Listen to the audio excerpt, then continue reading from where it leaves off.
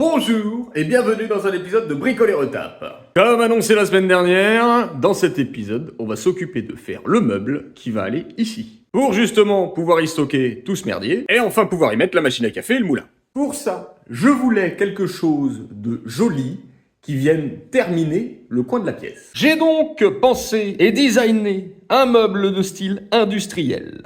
Avec ici une colonne et une armature tout en bois. Une planche en bois, 2 étagères en bois, et ici, j'avais pensé à mettre de la ferraille, des tubes d'acier noirs. Mais en allant faire les emplettes, je me suis ravisé. Parce que à la base, je voulais prendre des planches de bois massifs, mais ça coûte une couille. Je voulais aussi acheter des tubes carrés en acier pour pouvoir faire des soudures, quelque chose de propre, pour pouvoir me faire un beau rectangle et que ça fasse vraiment industriel, mais ça coûte une couille. Et je m'étais dit que le bois massif que j'allais mettre, j'allais devoir le protéger parce que comme il y aura la machine à café dessus, c'est possible qu'il y ait des taches qui arrivent, donc ça va être difficile à nettoyer. Et le vernis pour protéger le bois massif, ça coûte une couille. Et comme j'en ai que 2, j'ai préféré ne pas m'en séparer. Je suis donc parti sur des planches recomposées avec un beau plaquage effet chêne. Pas trop clair pour pas que ça coïncide trop avec le sol, et pas trop foncé non plus pour ne pas que ça vienne assombrir toute la pièce. Et à la place des tubes en acier, je vais récupérer les vieux tasseaux que j'avais de mes anciens meubles, et je vais les peindre en noir, et puis les construire comme ça, quoi. Comme j'ai toujours fait en fait. J'ai toujours travaillé le bois, de toute façon je sais pas souder. Mais à la différence que là, on voit bien que c'est du bois, j'aimerais essayer de trouver une technique pour le rendre le plus lisse possible, et une fois la peinture mise et le vernis, que ça ait l'air d'effet métallisé et qu'on se rende pas compte que c'est du bois. Et donc en théorie, ça devrait ressembler à ça. Après en pratique, on verra bien. Concernant les planches, là cette fois-ci, j'ai un peu eu la flemme et comme je voulais quelque chose de propre, j'ai fait faire toutes les découpes directement en magasin, comme ça je suis pas emmerdé. Enfin, va quand même falloir que je fasse un petit peu de découpe, notamment pour l'angle en biais, mais je vais essayer de faire quelque chose de propre, de clean et pas trop dégueulasse. C'est pas gagné. Allez, la première étape, c'est de virer tout ça. Voilà, comme ça, c'est évacué et en plus, c'est nettoyé. Maintenant, je vais choper ces 2 planches-là, faire des marques ou faire mes trous pour pouvoir y fixer cette planche et cette planche. Et après, je les assemble. Je vais faire un premier pré-trou pas trop profond pour pouvoir y rentrer la tête de vis. Et ensuite, je viendrai percer avec une mèche beaucoup plus petite pour éviter d'éclater le bois.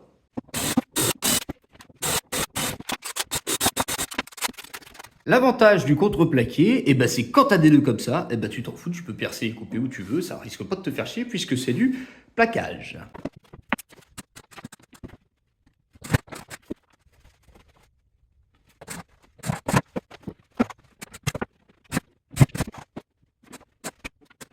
J'ai envie de vous dire que c'est un très bon début, ça. C'est bien droit sans problème. Et en plus de ça, j'ai fait en sorte de fixer les planches de façon à ce que je n'ai pas de champs à recoller dessus. En dessous, les champs, on les verra pas puisqu'ils sont contre le sol. Et au-dessus, il y aura la planche qui viendra tout recouvrir. Donc on les verra pas non plus. Maintenant, il faut que je fasse ma structure en tasseau. But I have a problem because my draw is not perfect. Parce que j'ai déjà 2 planches ici qui sont coupées à 1 mètre sur 50. Donc, exactement la même largeur que ce meuble. Et donc, ici, la grande planche au-dessus, c'est également plus d'1 mètre, enfin 1 mètre 50 environ, mais sur 50 aussi. C'est-à-dire que si je fais passer ma structure en tasseau en dessous cette meuble et que ça vient, en dessous cette planche, pardon, et que ça vient à fleur, ça veut dire qu'avec l'épaisseur de mes tasseaux, je vais devoir découper les planches en dessous. Or, ça m'embêterait beaucoup, parce que ça voudrait dire qu'il faut que je coupe sur toute la longueur, et j'ai peur de ne pas faire ça proprement. Donc tout compte fait, je vais faire passer le tasseau par-dessus la planche ici, exactement comme j'ai fait sur ce meuble-là. Comme ça, pas besoin de retoucher à celle-ci, ni à celle-ci. Et ça viendra de redonner un peu de relief à cette partie du meuble aussi, parce que ça allait faire très plein ici. Mais dans ce que je viens de dire, je viens de me rendre compte aussi qu'il allait avoir un problème, puisque si je le fais passer par-dessus, il va falloir que je le fasse redescendre derrière, et auquel cas, ça va créer un gros espacement entre le mur et le meuble. Sachant qu'on a déjà l'espacement de la taille de mon doigt, parce qu'il y a la plainte, donc avec le tasseau qui passe derrière, ça crée encore un plus gros écart. Donc, devant, je fais passer par au-dessus, et derrière, il faut que je coupe des petits morceaux qui viennent se fixer sur les planches. Ouais, crois que je vais faire un truc comme ça. Ou alors, je viens découper dans toutes les planches un petit carré de la taille du tasseau, comme ça s'emboîte dedans.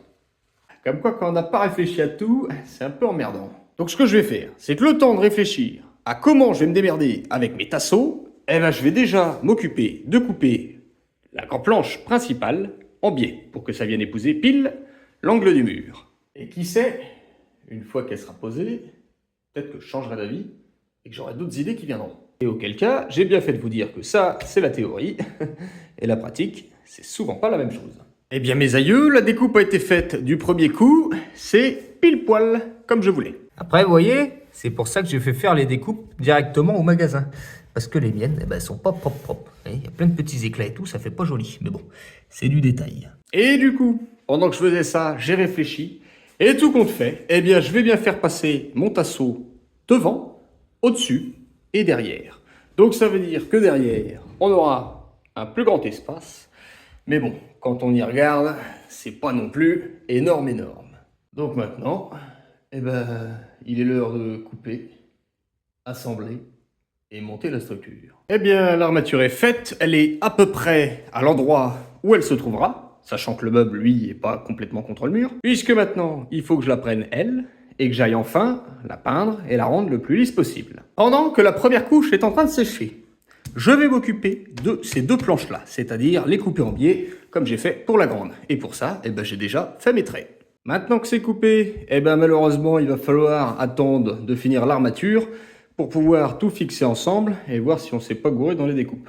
Mais normalement, c'est bon. Et pour ces planches, je viendrai les fixer sur celle-ci, notamment à ce niveau-là pour la deuxième planche et celle la plus proche du sol.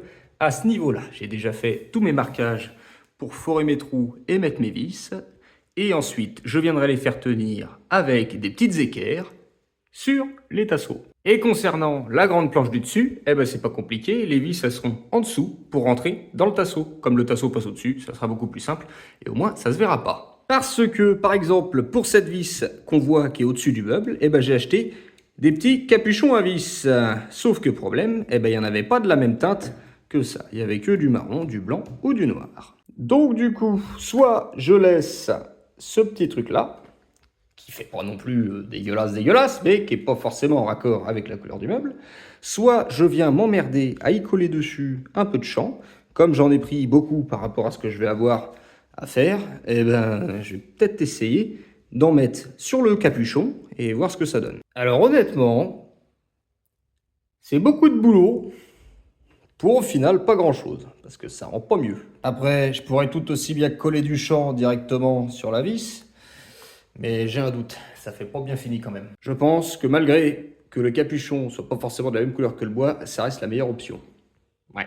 Eh bien ma foi, comme ça, c'est vraiment pas mal, hein. Bon, c'est pas lisse comme je voulais, hein, puisque de toute façon les tasseaux avaient quelques défauts, et puis les vis, c'est pas forcément évident à roucher. Mais dans l'immédiat, avec une peinture noire métallisée, ça rend plutôt bien. Et puis de toute façon, ça se démonte. Donc si un jour me prend l'envie de le refaire, je le refais. Et comme vous pouvez le voir, j'ai pas perdu de temps avant d'y mettre 2-3 trucs dessus. Enfin plutôt 4, 5, 6 même. Il y a juste un petit bémol, c'est qu'ici, je peux passer mon doigt. La découpe était parfaite ici et sur les planches du bas au début, mais comme j'ai décidé de faire passer ça derrière, j'ai tout décalé, le truc de mes découpes. Donc, à l'avenir, je pense le recouper légèrement, histoire qu'il vienne à fleur pile poil, et ça pour toutes les étagères. Mais c'est pas pressé, et dans l'immédiat, ça rend déjà plutôt bien. Nous reste juste à aménager ces deux compartiments. Ça, je le ferai en off, et je vous montrerai le résultat dans une prochaine vidéo. Pour la simple et bonne raison que j'hésite à mettre une autre planche ici pour y faire un petit tiroir. Et je dois également mettre une planche en diagonale. Alors je ne sais pas si je le fais en haut ou en bas, afin de pouvoir y stocker les tailles de vin. De plus, je me suis dit, pourquoi pas rajouter une petite porte de placard. Mais je ne sais pas si je dois la mettre en haut ou en bas. Donc, beaucoup de questions se posent. En attendant, il va rester comme ça. Je vais réfléchir à tout ça et voir ce que j'ai sous la main aussi. Dans l'immédiat, moi je vous dis à la semaine prochaine en vous souhaitant